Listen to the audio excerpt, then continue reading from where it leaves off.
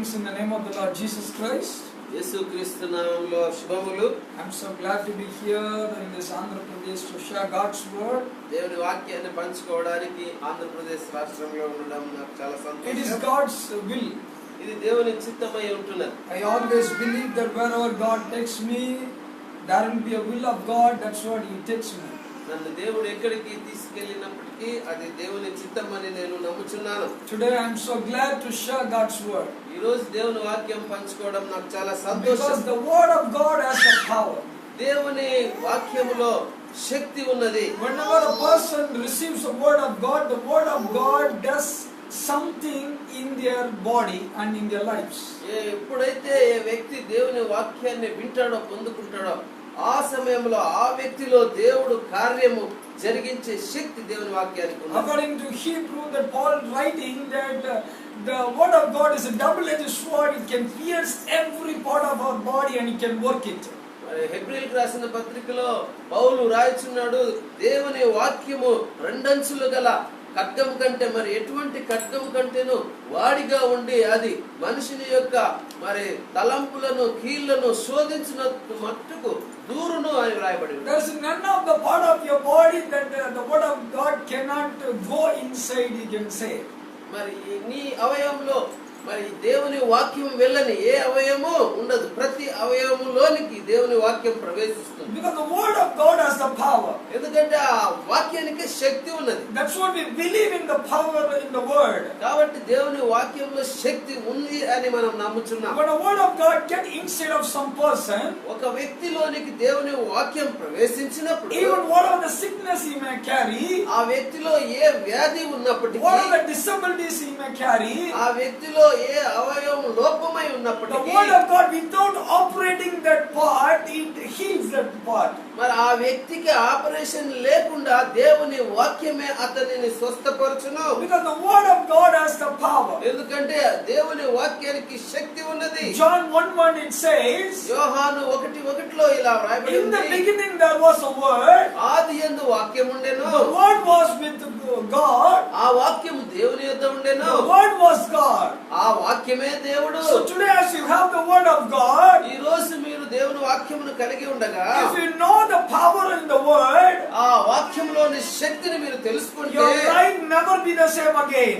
జీవితం ఈ మునుపెన్నడూ లేని విధంగా ఉంటుంది. Many people, they carry the word of God, చాలా మంది వారు దేవుని వాక్యాన్ని బైబిల్ని మోస్తూ ఉంటారు, but they did not know about the word of అయితే God. ఆ వాక్యంలోని శక్తిని తెలుసుకోలేని వారుగా ఉన్నారు. You may carry this Bible years and years, సంవత్సరాల కొద్దీ బైబిల్ని మోయవచ్చు, even you may be the same condition. అలాగే అదే పరిస్థితిలో ఉంటావు. Because the word of God, you don't know the power that is in the word. ఆ బైబిల్లో ఉన్న వాక్యమునకున్న శక్తిని నీవు తెలుసుకోలేని స్థితిలో So when a person knows the power in the word, దేవుని వాక్యములో ఉన్నటువంటి శక్తిని తెలుసుకున్నప్పుడు even he may not carry the Bible not even a single day, ఆ యొక్క వ్యక్తి ఆ బైబిల్ని మోసుకొని పోకపోయినప్పటికీ whatever he heard the word, if he believes it and he receives it, he knows the power on it. ఆయన నమ్మినటువంటి వాక్యాన్ని విన్నటువంటి వాక్యాన్ని నమ్మినప్పుడు ఆయన దేవుని శక్తిని పొందుకుంటాడు. The word will do everything that what it requires to do in their life.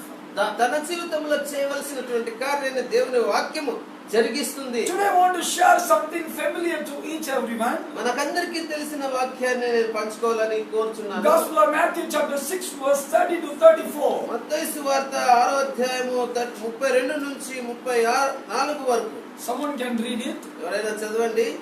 Gospel of Matthew chapter 6 verse 30 to 34. మత్తయి సువార్త 6వ అధ్యాయము 32 నుంచి 34 వరకు చదువుకుందాం. ఇవన్నీ మీకు కావాలనని మీ పరలోకపు తండ్రికి తెలియను, కాబట్టి మీరు ఆయన రాజ్యమును నీతిని మొదట వెతుకుడి, అప్పుడు అవన్నీ Is it 30? 30 Okay. 30 నుండి చదువుకుందాం.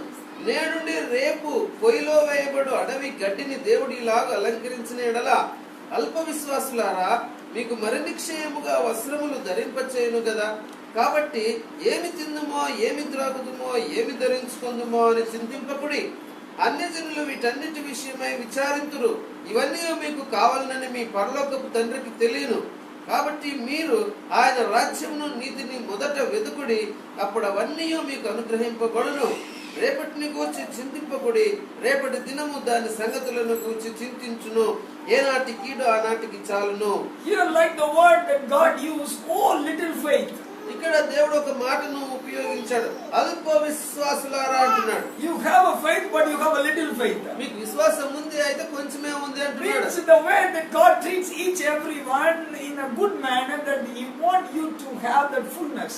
మరి దేవుడు నిన్ను మరి పూర్తి సంపూర్ణమైన విశ్వాసం కావాలని దేవుడు కోరుచున్నాడు. So that's what He is using a word. You are little faith. You are people of little faith. మీరు అల్ప విశ్వాసం, కొద్దిగానే విశ్వాసం ఉంది అని అంటున్నాడు. In this chapter, from the starting, God is speaking about the worry that what people carry in their life. ఈ అధ్యాయంలో దేవుడు మరి ప్రజలు ఏ చింతలు, ఏ బాధలు, విచారాలు కలిగి ఉంటారో అనే విషయాన్ని దేవుడు మాట్లాడినాడు. After seeing the condition of people, God is giving something here in the last part of this chapter. మరి ప్రజల పరిస్థితులన్నిటిని చూసిన దేవుడు ఈ అధ్యాయం చివరిలో ప్రజలకు ఈ మాటలు తెలియజేశాడు. Today I want to keep it a title for this message. ఈ వర్తమానానికి ఒక టైటిల్ ఇవ్వాలంటే Engage with God. దేవునితో ప్రదానం చేయబడుట. In order to engage with God, దేవునితో ప్రదానం చేయబడుట అంటే you must do something very simple. నీవు చిన్న విషయం చేయవలెను.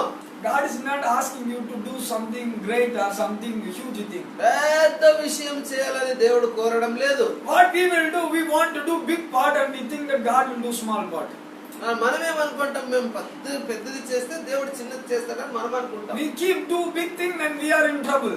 మనం పెద్దవి చేసే పోతే మనమే ఆ సమస్యల్లో పడిపోతాం. We want to take care of ourselves. We want to keep try to keep the best finance for ourselves. We try to set everything.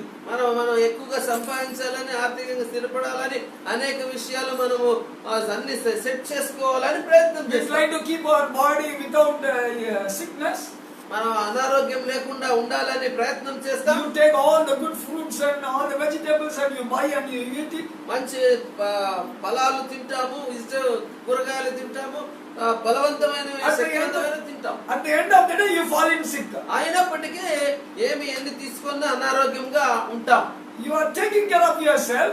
నీ ఆరోగ్యం గురించి శ్రద్ధ తీసుకుంటున్నావు. But still you fall in sick. అయినప్పటికీ వ్యాధి బారిన పడుతున్నావు. As the Bible says, from the head to bottom you have a disease. Bible సెలవిస్తుంది, అరికాల నుంచి మొదలుకొని నన్నెత్తి వరకు వ్యాధి కలిగి ఉన్నావు అని. Because we try to protect ourselves, we try to keep a good health in ourselves. మనల్ని మనం రక్షించుకోవాలని, మంచి ఆరోగ్యం కలిగి ఉండాలని మనం ప్రయత్నం చేస్తున్నప్పటికీ, that's what Bible says, don't try to save yourself. కాబట్టి నిన్ను నీవు రక్షించుకొని నీవు ప్రయత్నం చేయొద్దు అని దేవుడు సెలవిస్తున్నాడు. When you leave it in God's hand, God will take care of it. నీ గురించి దేవుని హస్తాల్లోనికి నిన్ను సమర్పించుకుంటే దేవుడే నీ గురించి పట్టించుకుని మంచి ఆరోగ్యం ఇస్తాడు. Today people are working so hard to earn money to keep their family in a good status and live healthy. మరి ఈ రోజు మరి అనేకులు వారి కుటుంబాన్ని మంచి స్థాయిలో ఉంచడానికి కష్టపడి పని చేస్తున్నారు, డబ్బులు సంపాదిస్తున్నారు. But they could not able to succeed. అయితే వారు విజయాన్ని పొందలేకపోతున్నారు, వారు అనుకున్న స్థితిలో ఉండలేకపోతున్నారు. Even some people are succeed but they are not satisfied. మరి కొంతమంది విజయవంతులుగా ఉన్నప్పటికీ వారిలో సంతృప్తి అనేది లేదు. How much they get also they are not satisfied, they are not happy on it. వారికి ఎంత వచ్చినప్పటికీ దాంతో తృప్తి లేదు. Here we read the word of God. Jesus says here, మనం చదివిన వాక్యభాగంలో యేసుక్రీస్తు ప్రభు తెలియజేస్తున్నాడు. He says verse 31 and 32. 1:32లో యేసు అంటున్నాడు, Therefore do not worry saying, what shall we eat or what shall we drink and what shall we wear? కాబట్టి ఏమి తిందుమో, ఏమి త్రాగుదుమో, ఏమి ధరించుకుందుమో అని చింతింపకుడి. For after all these things the Gentiles seek. అన్యజనులు వీటన్నిటి విషయమై విచారింతురు. Here is a very important verse. You listen it properly. చాలా ప్రాముఖ్యమైన మాటలు మీరు శ్రద్ధగా వినాలి. For your heavenly Father knows that you need all these things. మీ పరలోకపు తండ్రికి ఇవన్నీ మీకు కావాలని తెలుసు. So you have a good father. మరి మీకు మంచి తండ్రి ఉన్నాడు. The father knows where to give, when to give. మరి తండ్రికి తెలుసు ఎప్పుడు ఇవ్వాలి, ఎక్కడ ఇవ్వాలా అని. Before you ask, before you think, he knows it. నీవు అడగక ముందే, నీవు ఆలోచన చేయక ముందే ఆయనకు తెలుసు. But what God is saying to us అంటే today, దేవుడు మనతో ఏమి సెలవిస్తున్నాడు do అనగా, not worry about things and do not try to put more effort to keep you safe. మరి నీవు ఏదో ప్రయత్నం చేసి నీ శక్తి అంతటిని చెప్పి నీ శక్తి అంతటిని బలమంతటిని ఉపయోగించి నిన్ను సేఫ్ గా ఉంచుకోవాలనే ప్రయత్నం చేయవద్దు. In verse 33 he is saying that 33లో దేవుడు అంటున్నాడు, seek the kingdom and his righteousness. ఆయన నీతిని, ఆయన రాజ్యాన్ని వెతుకుడి. In Luke, in the same thing it says within one word, he says seek the kingdom of God. లూకాసు సువార్తలో కూడా ఇదే మాట వ్రాయబడింది, దేవుని రాజ్యమును వెదకుడి. Here two things written, seek his kingdom and his righteousness. ఇక్కడ రెండు విషయాలు ఉన్నాయి, ఆయన నీతిని, ఆయన రాజ్యాన్ని వెదకుడి But అని. in Luke it says only seek the kingdom of God. అయితే లూకాసు సువార్తలో ఒకే మాట వ్రాయబడింది, దేవుని రాజ్యమును వెదకుడి అని. So you may ask how I can seek the kingdom of God. కాబట్టి దేవుని రాజ్యాన్ని ఎలా వెతకాలి అని నీవు అడగవచ్చు. Seeking kingdom of God is something that you understand what is kingdom. దేవుని రాజ్యాన్ని వెతకడం అనగా దేవుని రాజ్యాన్ని అర్థం చేసుకొనుట. Jesus taught a prayer to his disciple. యేసుక్రీస్తు ప్రభు తన శిష్యులకు ఒక ప్రార్థన నేర్పించాడు. He said, Father, let your kingdom come in this earth. నీ యొక్క రాజ్యం వచ్చును గాక అనే ఒక మాటను నేర్పించాడు. Kingdom, many people we think about kingdom that we are going to live with God 1,000 years and Jesus will reign over in that period. చాలా మంది దేవుని రాజ్యం వచ్చును గాక అంటే 1000 సంవత్సరాల పాలనలోకి వెళ్తాము, యేసు ప్రభు వస్తాడు, ఆ రాజ్యంలో మేము ఉంటాము అని అనుకుంటారు. There only Jesus rule over as a king. అక్కడ యేసుక్రీస్తు మాత్రమే రాజుగా పరిపాలిస్తాడు. But Jesus, every time he speaks about his kingdom, he said the kingdom of God is at hand. The kingdom of God is at near. మరి యేసుక్రీస్తు ప్రభు అనేక సార్లు చెప్పాడు, దేవుని రాజ్యం సమీపించి ఉన్నది అని. It is a gospel. అది సువార్త. Today we are preaching kingdom gospel. ఈ రోజు దేవుని రాజ్యం యొక్క సువార్తను ప్రకటిస్తున్నాం. It is not only saying about the future kingdom. ఎప్పుడో వచ్చే ఆ రాజ్యం గురించి కాదు. Experience the kingdom of God in this earth. ఈ భూలోకంలోనే ఇప్పుడే దేవుని రాజ్యాన్ని మనం అనుభవించాలి. When a person know God, ఎప్పుడైతే ఒక వ్యక్తి దేవుని తెలుసుకుంటాడో, when a person engage with the Father and Son and the Holy Spirit, తండ్రి కుమార పరిశుద్ధాత్మతో ప్రదానం చేయబడతాడు. his family can enjoy this kingdom. ఆ కుటుంబము దేవుని రాజ్యాన్ని అనుభవిస్తది. His house will be heaven. ఆ కుటుంబం పరలోక రాజ్యంగా ఉంటది. He can experience a heaven as essence in this earth. పరలోక సంతోషాన్ని, పరలోక సంబంధించినటువంటి సంబంధాలను ఇక్కడే కలిగి ఉంటాం. As we say, if we cook the rice, one rice if you take and see, you can see is it cooked properly or not. మనము అన్నము వండినప్పుడు ఒక్క మెతుకు తీసుకొని అది ఉడికిందా లేదా అని చెప్పగలం.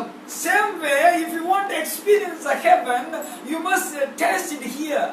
అదే విధంగా పరలోకాన్ని అనుభవించాలంటే, అందులో ప్రవేశించాలంటే ఇక్కడే ఆ పరలోక సంతోషాన్ని నీవు అనుభవించాలి. That's what Bible says, "Oh, taste and see that the Lord is good."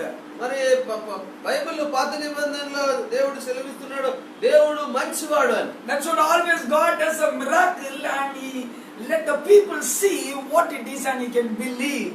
మరి దేవుడు ఎల్లప్పుడు అద్భుతాలు జరిగించి ఆ యొక్క అద్భుతాలను చూసిన ప్రజలు తనను నమ్మాలని దేవుడు కోరాడు. In the world, the people without seeing miracle, they believe different gods. అయితే ఈ లోకంలో దేవుని అద్భుతాలు చూడగానే రకరకాల దేవతలను నమ్ముచూ ఉన్నారు. But when they come to Jesus, వారు దేవుని దగ్గరకు వచ్చినప్పుడు they see the miracle. అద్భుతాలు చూస్తారు, Then they believe. అప్పుడు వారు నమ్ముతారు. Every time God does in the gospel, we can see God does a lot of miracles. సువార్తలో చూసినట్లయితే యేసుక్రీస్తు ప్రభు అనేకమైన అద్భుతాలు In జరిగించారు. John, at the end of the gospel, he is writing, if we write everything that what God has done, we will not have the book to contain that much miracle Jesus has done. యోహాను సువార్తలో చివరిగా చూసినట్లయితే యేసుక్రీస్తు ప్రభు చేసిన అద్భుతాలను వివరించి రాసి అవి ఉంచాలంటే ఈ భూలోకమే సరిపోదు అని రాయబడింది. Only few they have collected and they have set it in the Bible. మరి యేసు ప్రభు చేసిన కొన్ని మాత్రమే సేకరించి వ్రాయడం జరిగింది. Our God is a good God. మన దేవుడు మంచి దేవుడు. But today what God is saying to, in order to experience the kingdom of God, దేవుని రాజ్యాన్ని నీవు అనుభవించడానికి మనం ఏం చేయాలని దేవుడు కోరుచున్నాడు one అనగా, very important thing you must do it. ఒక్కటి చాలా ప్రాముఖ్యమైనది మనం చేయాలి. God is saying in this chapter, he is saying that look at the flowers. మరి ఈ అధ్యాయంలో దేవుడు అంటున్నాడు, అడవి పువ్వులను చూడుడి. One day it will live. ఒకే రోజు అవి బతుకుతాయి దాంట్లో. How God is clothing those lilies. ఆ అడవి పువ్వులు ఎలాగ దేవుడు అలంకరించాడో. And He is saying, look at the ravens. అంతేకాకుండా కాకులను చూడండి They అంటున్నాడు. never, earn something to protect and eat for a food. భోజనం చేయడానికి ఏది సంపాదించడం లేదు రేపటి కొరకు. They never harvest. They never do anything. అవి విత్తవు కోయవు.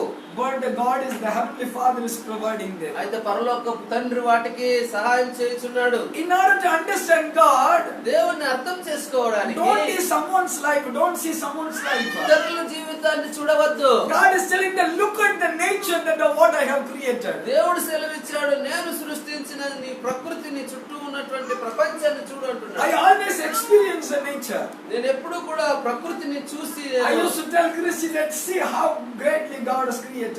క్రిస్టికి చెప్తాను, చూడు దేవుడు ఎంత అద్భుతంగా సృష్టించాడు అని. Such a beautiful manner God has created each everything. ప్రతి ఒక్కొక్కటి కూడా చాలా ప్రత్యేకమైన విధానంలో అందంగా దేవుడు సృష్టించాడు. If you see all the creations and the nature, you can understand how great God you have. మనం ఈ యొక్క ప్రకృతిని, ఈ యొక్క మరి సహజ వనరులను చూసినప్పుడు దేవుణ్ణి అర్థం చేసుకోవచ్చు.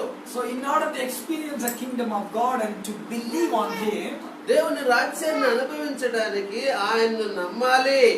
in order to engage with God, దేవునితో ప్రదానం చేయబడడానికి see all the natures, ఈ ప్రకృతిని చూడాలి, see the flowers, ఆ పుష్పాలను చూడాలి, see the birds. ఆ పక్షులను చూడాలి. Without worrying, they are flying. అవి ఏ చింతపడవు, బాధపడవు, ఎంత హ్యాపీగా. They have only 5 cents.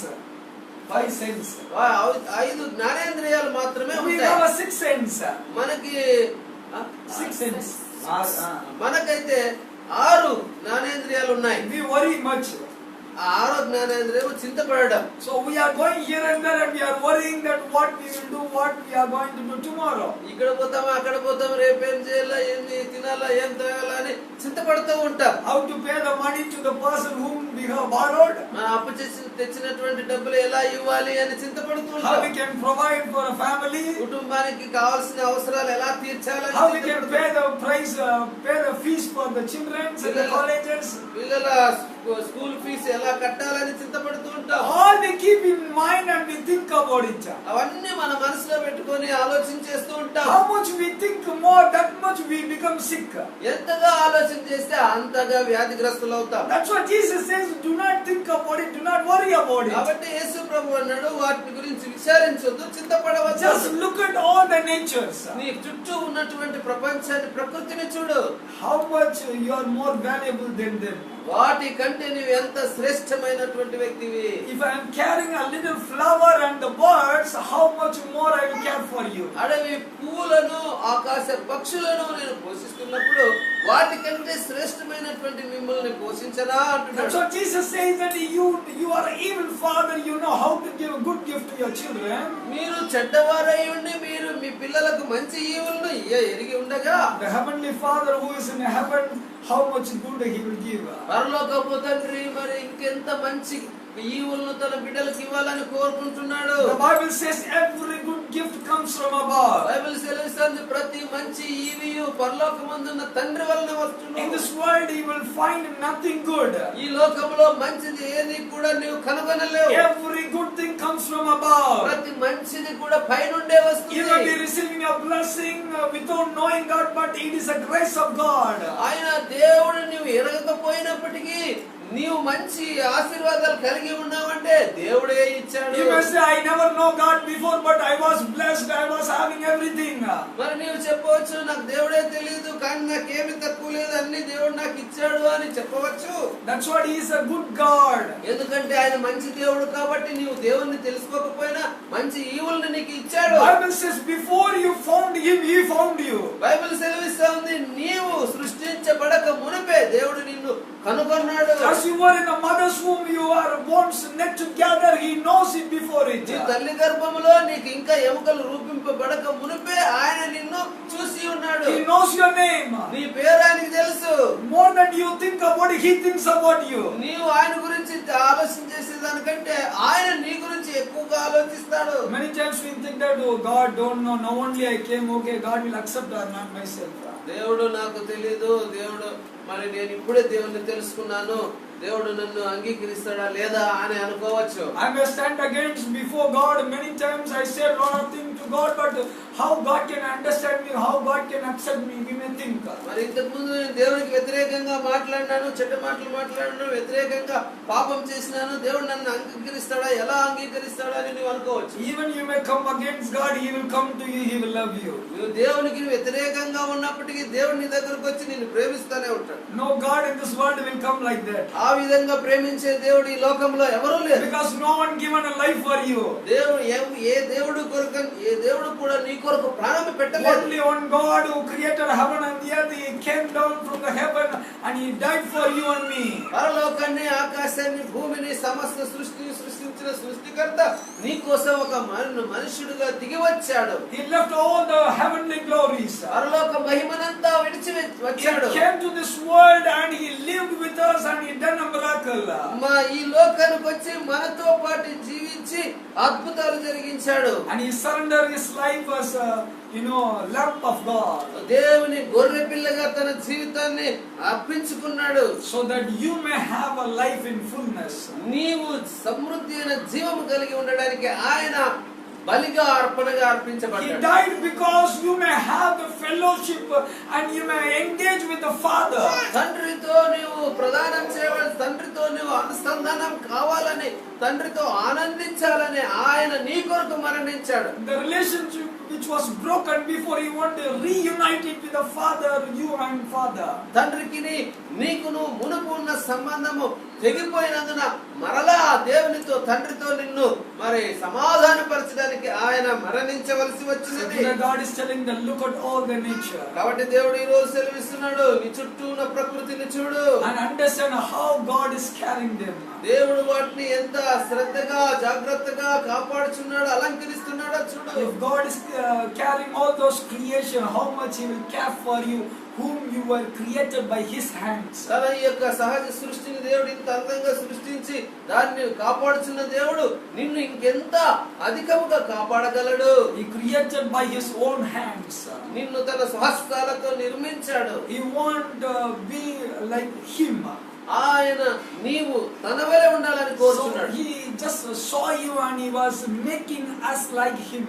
దేవుడు నిన్ను చూసి తన వలె నిన్ను సృష్టించాడు. So that's what He cares much about you. అందుకోసమే నీ గురించి ఆయన చాలా విచారిస్తున్నాడు. Even the Bible says more than the angels, He cares about you much. Bible సెలవిస్తుంది, దేవదూతల కంటే అధికంగా దేవుడు నీ గురించి విచారిస్తున్నాడు. And He want to do great things in your life. నీ జీవితంలో గొప్ప కార్యాలు జరిగించాలని కోరుచున్నాడు. That God may help you to engage with the Father. తండ్రితో నీవు సమాధానపరచబడడానికి దేవుడు సహాయం చేయనుగా. When you become a son and daughters of God, దేవునికి కుమారుడుగా, కుమార్తెగా నువ్వు మార్చబడినప్పుడు you are in the kingdom. You can experience the kingdom of God. దేవుని రాజ్యాన్ని నీవు ఈ భూలోకంలోనే అనుభవిస్తావు. So God may bless through this word. దేవుడు ఈ వాక్యమును మీ జీవితంలో ఆశీర్వదించును గాక. Let's we pray. ప్రార్థన చేసుకుందాం. Heavenly Father, we come before your throne of grace. పరలోకమందున్న తండ్రి, మీ కృపా సింహాసనాన్ని సమీపిస్తున్నాం. We give you glory, O God. నీకే మహిమను చెల్లిస్తున్నాం దేవా. Help each everyone to engage with your Father, O God. ప్రతి ఒక్కరూ మీతో సమాధాన పడడానికి, సంబంధం కలిగి ఉండడానికి సహాయం చేయండి. Lord, those people who have a broken relationship in their life, help them to reunite with Father. వారి జీవితంలో ప్రభువా విరిగిన సంబంధం కలిగి ఉంటే వారి సంబంధాలని మీతో ప్రభువా తిరిగి జతకట్టండి. Help them see how much good Father they have. నీ ఎంత మంచి తండ్రివో మరి రుచి చూడడానికి సహాయం చేయండి. Open their eyes to see the nature of God. ప్రకృతిని గమనించడానికి వారి కళ్ళు తెరవండి. Lord, to understand how much greatly you are feeding them and providing them and clothing them, O God. ఈ యొక్క ఆకాశ పక్షులను, అడవి పువ్వులను ఎలాగా నీవు సంరక్షిస్తున్నావో, పోషిస్తున్నావో అది గమనించడానికి సహాయం చేయండి. Bless each everyone, O God. ప్రతి ఒక్కరిని ఆశీర్వదించండి. In this morning, let their relationship will be again reunited with Father. ఈ ఉదయకాల సమయంలో వారి సంబంధము నీతో తిరిగి మరి కల్పించబడునుగా. Bless each everyone, O God. ప్రతి ఒక్కొక్కరిని ఆశీర్వదించండి. In Jesus' name we pray. యేసు నామములో ప్రార్థిస్తున్నాం తండ్రి. Amen.